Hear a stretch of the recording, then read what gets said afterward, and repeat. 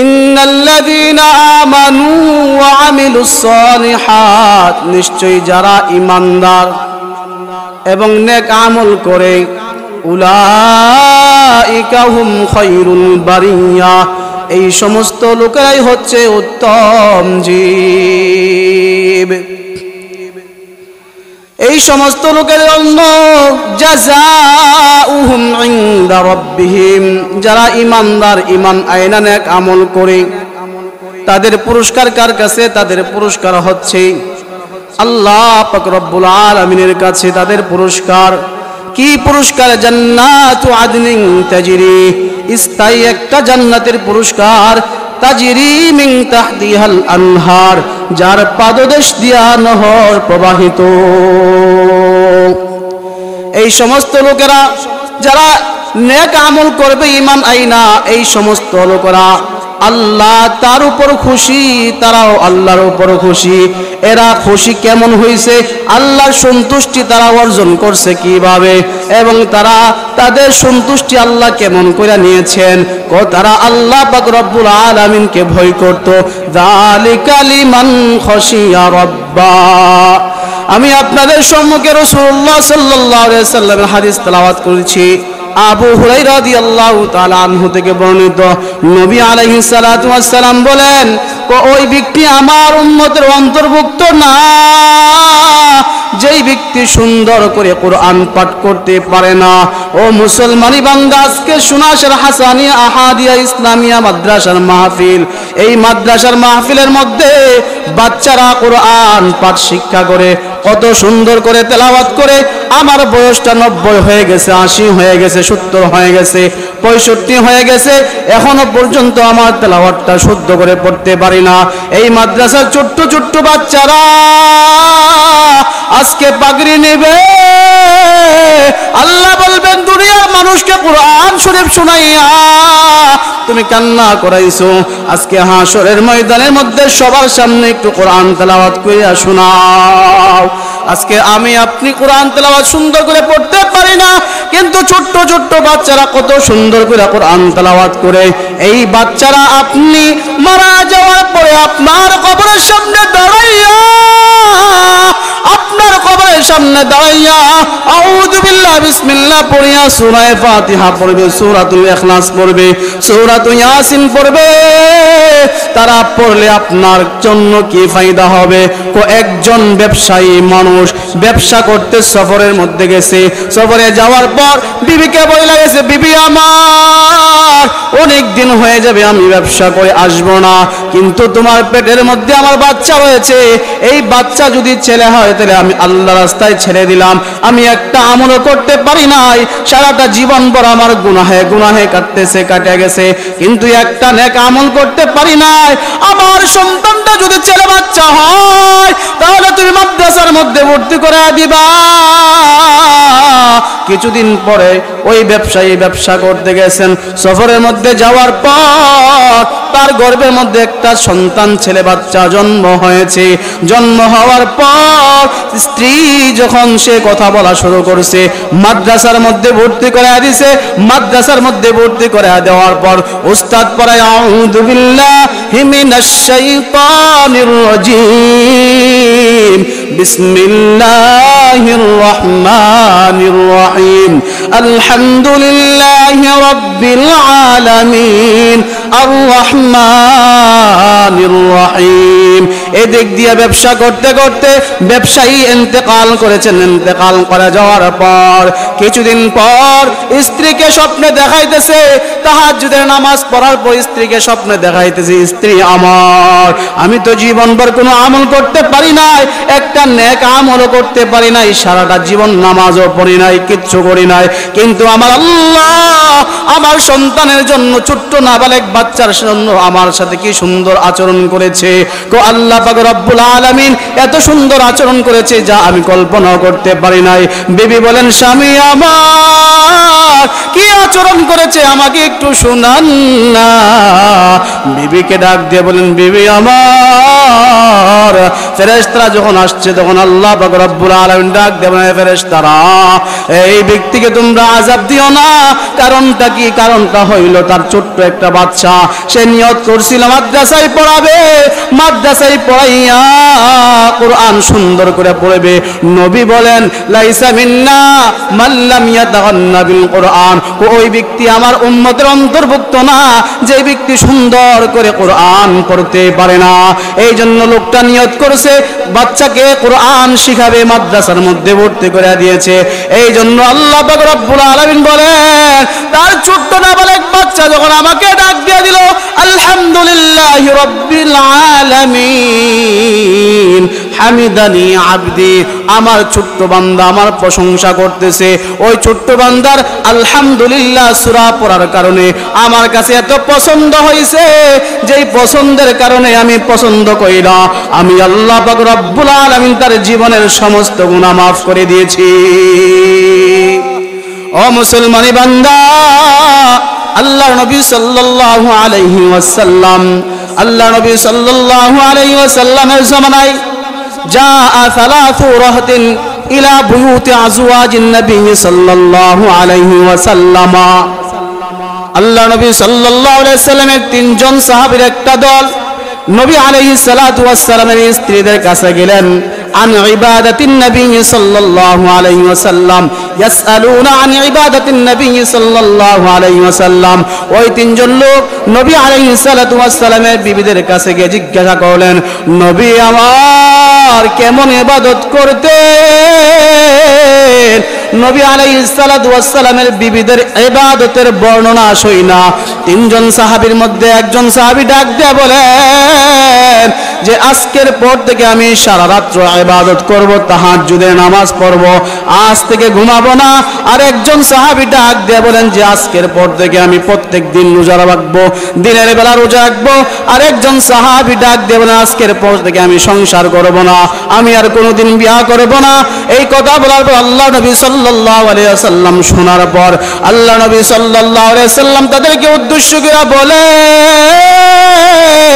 লাকিন্নী উসাল্লি ওয়া আরকুদু, আমি নবী তো নামাজও পড়ি, আমি নবী তো ঘুমাই।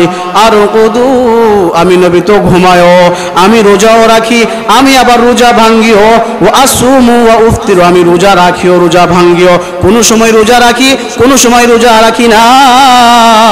ওয়া তাযাওয়াজুন নিসা,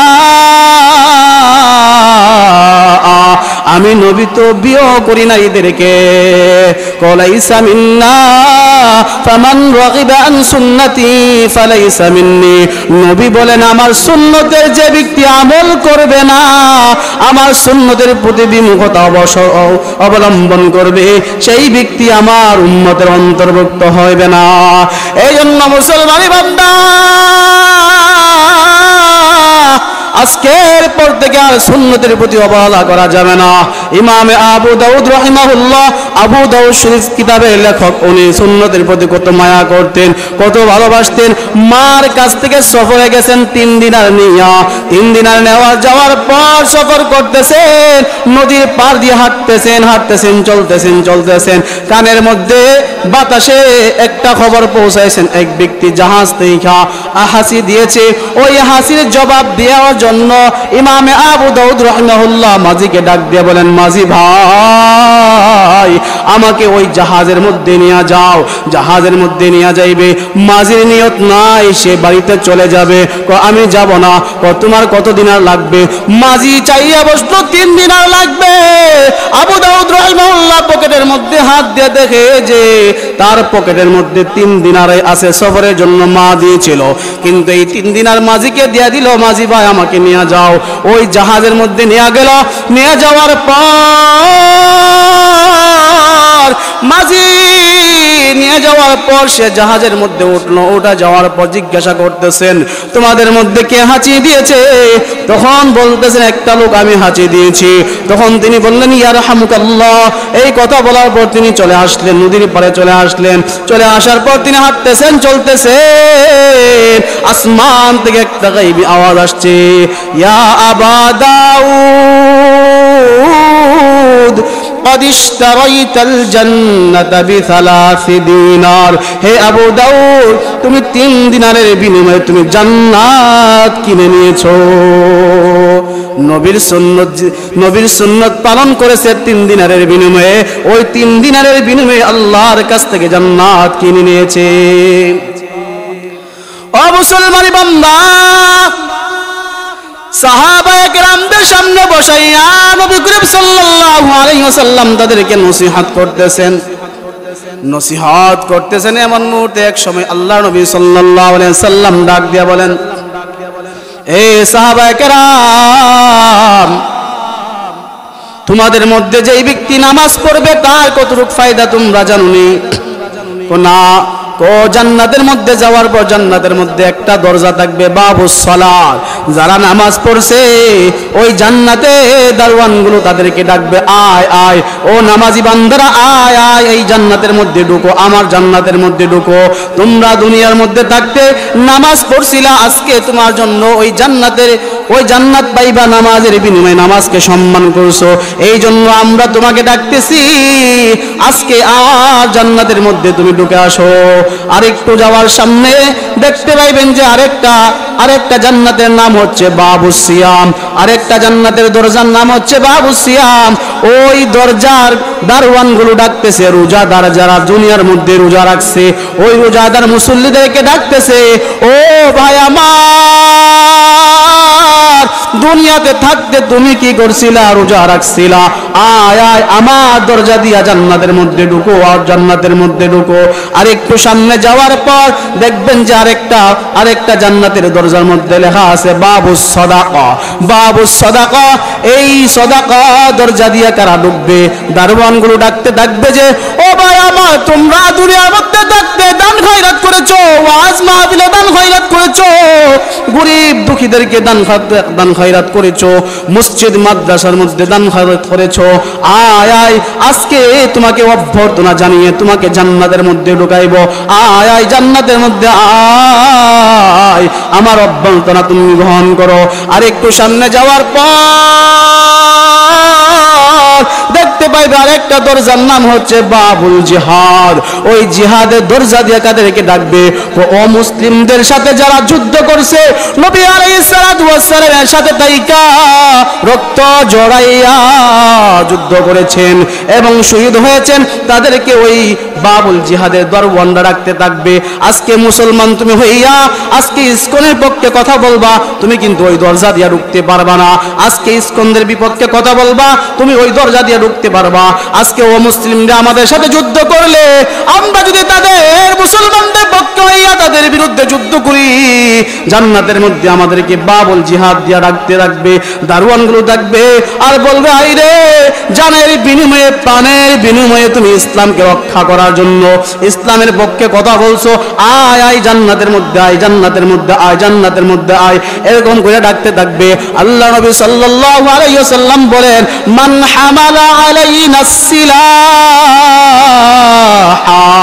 যেই ব্যক্তি আমাদের বিরুদ্ধে অস্ত্র ধারণ করবে, ফালাইসা মিন্না, সেও আমার উম্মতের অন্তর্ভুক্ত না। মান গাশশানা ফালাইসা মিন্না, যে আমাদেরকে ধোঁকা দিবে সে আমার উম্মতের অন্তর্ভুক্ত না। আল্লাহ নবী সাল্লাল্লাহু আলাইহি ওয়াসাল্লামের সাহাবী আবু বকর রাদিয়াল্লাহু তাআলা আনহু মজমার মধ্য থেকে দাঁড়াইয়া উঠে রইলেন, দাঁড়াইয়া বলতেছেন, আল্লাহর নবী আমার, আপনার উম্মতের মধ্যে এমন কোন উম্মত আছে কিনা যাকে জান্নাতের প্রত্যেকটা দরজা দিয়া তাকে আহ্বান করতে থাকবে, ডাকতে থাকবে, আয় আয় আমার কাছে আয়, আমার কাছে আয়, ওই দরজা না আমার দরজা দিয়ে আয়, এমন করে প্রত্যেকটা জান্নাতের দরজা দিয়া ডাকবে কিনা? আল্লাহ নবী সাল্লাল্লাহু আলাইহি ওয়াসাল্লাম সবার সামনে ডাক দিয়া বলেন, এ আবু বকর, আমার উম্মতের মধ্যে তুমি আবু বকর আসো, যেই আবু বকরকে জান্নাতের প্রত্যেকটা দরজা দিয়া ডাকতে থাকবে, দারওয়ানরা প্রত্যেকটা দারওয়ান ডাকতে থাকবে, আবু বকর আমার দরজা দিয়া ঢুকো, আমার দরজা দিয়া ঢুকো, আমার দরজা দিয়া ঢুকো। মুসলমান বান্দা আবু বকর রাদিয়াল্লাহু তাআলা আনহু এত দামি কেন হইলেন? আবু বকর রাদিয়াল্লাহু তাআলা আনহু রাস্তা দিয়ে হাঁটতেন আর চলতেন আর কান্না করতেন, এমন করে কান্না করতেন, হাঁটার সময় যদি পাখি দেখতেন পাখির দিকে তাকাইয়া বলতেন যে ইয়া লাইতানি কুনতু তুয়ুরা, হায় আফসোস আমি যদি পাখি হইয়া যাইতাম। এবং পাতা দেখতেন, গাছের পাতা দেখতেন, পাতা দেখা বলতেন ইয়া লাইতানি কুনতু ওয়ারাকা, হায় আফসোস আমি যদি পাতা হয়ে যাইতাম আমার কতই না ভালো হইতো। হায় ডাস্টবিনের ময়লাগুলো হাতের মধ্যে নিয়ে বলতেন যে আল্লাহ ইয়া লাইতানি কুনতু ওয়াসাখা, আয় আল্লাহ আফসোস আমি যদি ময়লা আবর্জনা হইয়া যাইতাম, আমি যদি মানুষ না হইয়া ময়লা আবর্জনা হইয়া যাইতাম। সাহাবীরা ডাক দিয়ে জিজ্ঞাসা করলেন আপনি কেন এমন করে আফসোস করতেছেন? আল্লাহ পাক রব্বুল আলামিন আপনি দুনিয়াতে থাকতে আপনাকে জান্নাতের সুসংবাদ দিয়েছেন, তবুও কেন আপনি কান্না করেন? আবু বকর রাদিয়াল্লাহু তাআলা ডাক দিয়ে বলেন ও আমার বন্ধুরা, তোমরা কি জানো না ওই আখিরাতের ময়দানের মধ্যে আল্লাহ পাক রব্বুল আলামিন আদালত কায়েম করবেন। আদালত কায়েম করার পর হিসাব নিকাশ প্রত্যেকটা মানুষের কাছ থেকে নেবেন। নেওয়ার পর আল্লাহ পাক রব্বুল আলামিন নেওয়ার পর যেই ব্যক্তি আটকে যাবে, হিসাব নিকাশ দিতে পারবে না, তার মতো হতভাগা আর কেউ নাই। আমার কত হিসাব, আমি কেমনে হিসাব দিব? কিন্তু এই গাছের পাতা, এই পাখি, এই মহিলা, এই মহিলাদের কোনো জবাব দেওয়া লাগবে না, কোনো হিসাব দেওয়া লাগবে না, তারা মুক্ত। আর আমি আবু বকর যদি আটকায়া যায়, আমি আবু বকরের তখন আর কোনো দাম নাই। কোনো পীর গাউস কুতুব আউলিয়া যদি ওই সময় আটকায়া যায়, তাহলে পীরের দাম নাই, গাউসের দাম নাই, কুতুবের দাম নাই, ওলির দাম নাই, কোনো ব্যক্তির দাম নাই। ও মুসলমানি বান্দা, আল্লাহ পাক রব্বুল আলামিন কোরআনুল কারীমের মধ্যে ডাক দিয়ে বলেন মুসলমানি বান্দা, ও আমার হাবিবের উম্মতেরা, তোমরা তিন ধরনের ব্যক্তির সাথে উঠা বসা করবা না, তিন ধরনের ব্যক্তির কাছ থেকে এড়ায়া চলবা, ও তিন ধরনের ব্যক্তিকে তোমরা অনুসরণ করবা না। আল্লাহ নবী সাল্লাল্লাহু আলাইহি ওয়াসাল্লাম আল্লাহ পাক রব্বুল আলামিন ডাক দিয়ে বলেন যে তিন ব্যক্তি হলো ওই ব্যক্তি, যে এক ব্যক্তি হলো লা তুতি মান আগফালনা কলবাহু আন যিকরিনা, ওই ব্যক্তির অনুসরণ করবা না, ওই ব্যক্তির সাথে উঠা বসা করবা না যেই ব্যক্তি নাকি, যেই ব্যক্তির অন্তরকে আমার জিকির থেকে গাফেল করে দিয়েছি, আমার জিকির করে না, আমার আজকার করে না, তাকবীর তাহলিল পড়ে না, তাসবিহ তাহলিল পড়ে না, তাদের অনুসরণ করবা না। এবং দুই নম্বর ব্যক্তি হচ্ছে ওই ব্যক্তির অনুসরণ করবা না, ওই ব্যক্তির সাথে উঠা বসা করবা না যেই ব্যক্তি মানিত্তাবা আওয়াহু, মন গড়া মতো চলে, মন ইচ্ছা মতো চলে, মন যা বলে তাই করে। তিন নম্বর ব্যক্তি হলো ওয়াকানা আমরুহু ফুরুতা, এবং ওই ব্যক্তি তিন নম্বর ব্যক্তি হলো যেই ব্যক্তির কার্যকলাপ সীমা অতিক্রম করে ফেলেছে। আল্লাহ নবী সাল্লাল্লাহু আলাইহি ওয়াসাল্লাম ডাক দিয়ে বলেন যে আল্লাহ পাক বলেন তিন ব্যক্তির সাথে উঠা বসা করবে না। আমি নবী বলি আর তিন ব্যক্তি আছে যাদের সাথে উঠা বসা করবা। এক নাম্বার ব্যক্তি হলো মান যাক্কারাকুম বিল্লাহি ওয়ায়াদাহু, যার চেহারা দেখলে আল্লাহর কথা স্মরণ হইয়া যায়। দুই নাম্বার ব্যক্তি হলো ওয়াজাদা ফি ইলমিকুম মুনতিকুহু, ওই ব্যক্তিকে বন্ধু বানাইবা, তার সাথে উঠা বসা করবা যার জবান থেকে জ্ঞান গর্ব আলোচনা বের হয়, কোরআন হাদিসের আলোচনা বের হয়, যার বয়ান শুনলে, ওয়াজ শুনলে আল্লাহর কথা মনে পড়া যায়। তিন নম্বর ব্যক্তি হলো মান ওয়াযাকারাকুম ফিল্লাহি আমালুহু, যেই ব্যক্তির আমল দেখলে আল্লাহর কথা স্মরণ হয়ে যায়। এই তিন ব্যক্তিকে তুমি বন্ধু বানাও, এই তিন ব্যক্তির সাথে তুমি উঠা বসা করো। সম্মানিত হাজিরিন, এই তিন ব্যক্তির সাথে উঠা বসা করার জন্য আল্লাহ পাক রব্বুল আলামিন যেন আমাদেরকে তৌফিক দান করে। এবং আল্লাহ বলেছেন তিন ব্যক্তির সাথে উঠা বসা না করার জন্য আমরা যেন ওই তিন ব্যক্তির সাথে উঠা বসা না করি। আল্লাহ পাক রব্বুল আলামিন সর্বপ্রথম আমাকে এবং আমার সাথে আপনাদেরকে আমল করার জন্য তৌফিক দান করুন। ওয়া আখিরি দাওয়ানা আলহামদুলিল্লাহি রাব্বিল